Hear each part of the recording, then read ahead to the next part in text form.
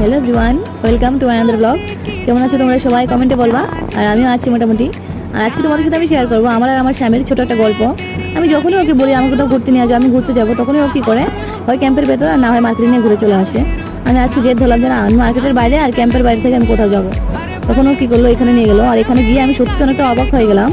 আমি এখানে আসার পর জানতাম এখানে কোনো দিঘি, পুকুর বা নদী কোনো কিছুই নেই কাছে ধারে। আর এখানে গিয়ে দেখি এত সুন্দর একটা দিঘি, মানে পুরো মন ভরে গেলো দেখে। সত্যি অনেকটা খুশি হলাম আমি, মানে কারণ এখানে আসার পর জানতাম কিছুই নেই এগুলা। আর এত ঠান্ডা বাতাস, আর আমার স্বামী দেখো দেখো চলে গেছে ওইখানে। আর এই যে আমি চলে গেলাম দিঘির কিনারায়।